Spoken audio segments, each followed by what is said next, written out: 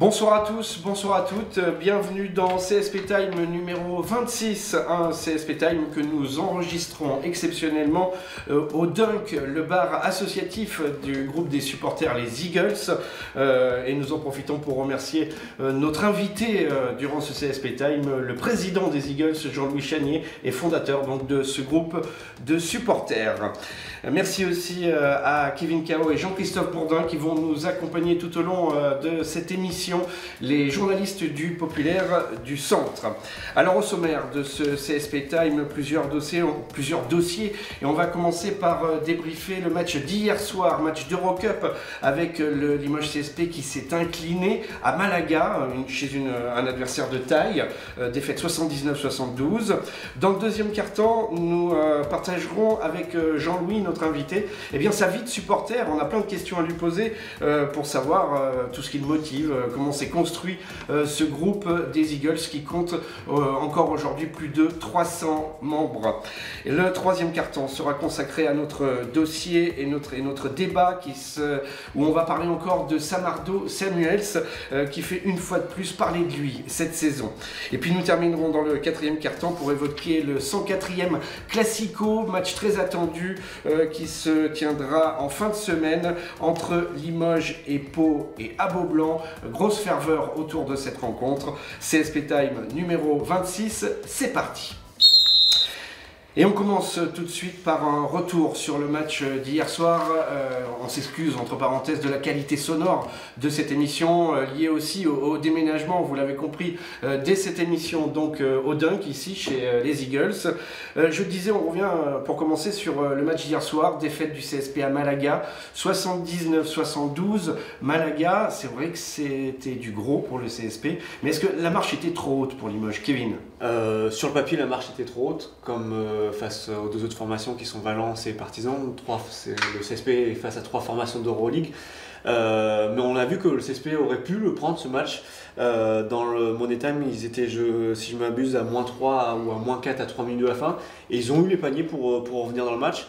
Je pense qu'ils auraient pu le prendre très clairement et que la marche n'était pas si haute que ça. Mais finalement, ça fait aujourd'hui le CSP a toujours à 0 défaite, à 0 victoire au top 16 de l'Eurocup. Et le CSP, alors qu'il aurait pu gagner chacun de ses 3 matchs précédents, n'a toujours pas gagné malheureusement. Jean-Christophe, qu'est-ce que vous avez pensé de cette rencontre hier en Espagne? C'est comme dit Kevin, ils sont pas loin mais ils y sont pas. Et c'est un petit peu le même refrain depuis ce début d'Eurocup. Effectivement, 3 matchs que on a l'impression que le Limoges CSP aurait pu prendre, mais finalement ils ne le prennent pas. Ça veut dire aussi qu'il manque.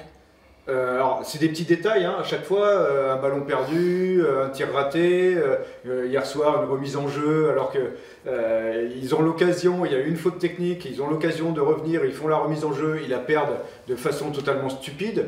Donc voilà, c'est ces petits détails qui font la différence. Et puis en face, oui, il y a une grosse équipe, c'est une équipe qui était en Euroleague la saison dernière, et puis il y a un banc à rallonge, voilà, mais la réalité c'est que Limoges, ok, ils sont prêts, mais ils y sont pas.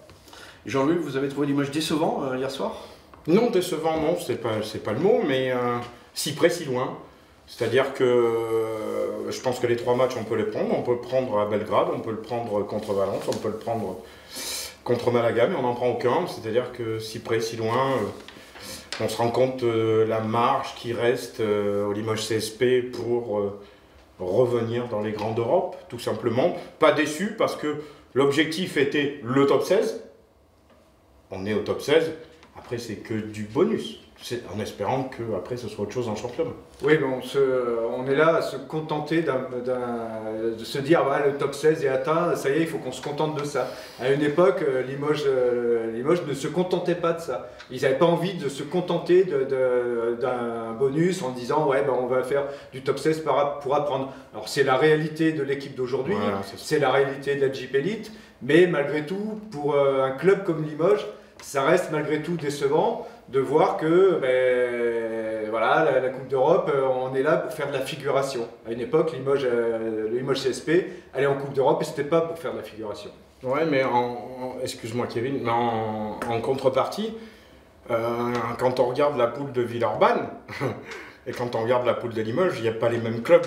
Donc, oui, mais c'est comme le calendrier de Dijon, on se souvient de la déclaration, si on avait eu le calendrier de Dijon, on ne serait pas là. Donc si on avait eu la poule de Villeurbanne, on ne l'a pas. Et voilà, au bout du compte, le compte. C'est pas tout à fait la même chose quand même, entre un calendrier et une poule. C'est vrai que la poule de Limoges est quand même solide. Et mais c'est certain. Pour moi, elle est solide parce que Limoges se qualifie in extremis aussi. C'est parce qu'ils sont quatrième. C'est parce qu'ils sont quatrième de la première phase et qu'ils se qualifient in extremis pour le top 16. Et du coup, forcément, ils affrontent le premier, le deuxième et le troisième d'autres groupes. Donc forcément, ils ont une poule beaucoup plus compliquée, quoi. Alors c'est avant tout une réalité économique. Je partage votre avis, Jean-Christophe, mais si Limoges doit viser plus haut, doit aussi grossir parce que grandir économiquement. Après, il y a plein de choses. À l'époque que vous souliez tout à l'heure, Limoges était économiquement fort. Alors, il y avait de ça, et puis il y avait aussi la réalité, c'est que Limoges, à la grande époque, même si il ne faut pas remonter, la dernière grande époque, c'était 2000 quand même. Et il y avait au sein de l'équipe 1, 2, voire 3 joueurs de très haut niveau européen.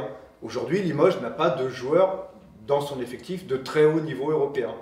Des joueurs de bon niveau, mais après, pour exister dans ces Coupes d'Europe, il faut être du très haut niveau. Et là, on ne l'a pas. Tout simplement, Limoges n'a pas les moyens de s'acheter un Mathias Le Sort, qui hier, je crois qu'il a joué 20 minutes à peine. N'a pas les moyens de s'acheter un Dio ou Labéry, la semaine dernière, qui a joué face à Valence et qui ont joué tous les deux moins de 20 minutes. Donc hier on perd parce que Malaga a beaucoup de rotation, a beaucoup de talent. Sur le poste de pivot, ils ont le bûcheron géorgien Chermadini, si je le prononce bien, et Mathias Le Sort, qui sont des top joueurs. Si on avait ne serait-ce qu'un joueur de cette trempe dans notre équipe, peut-être que ça serait différent, par exemple. Alors Limoges a joué ses 3 premiers matchs, ses trois adversaires, 3 défaites. Est-ce que c'est fini pour espérer justement continuer? Comptablement, non. Comptablement, non. Après, ça va être compliqué, faut pas se voiler la face. Il faut qu'on se méfie. Dans une émission de CSPTM, j'avais dit, après avoir perdu sur le parquet de Gigna, qui avait obtenu sa seule victoire en Eurocup, qu'on n'irait pas au top 16. Donc on va attendre un peu. On va attendre un peu. Mathématiquement, effectivement, comme dit Jean-Louis, il reste 3 matchs. Si on les prend, ça passe. 2 à domicile.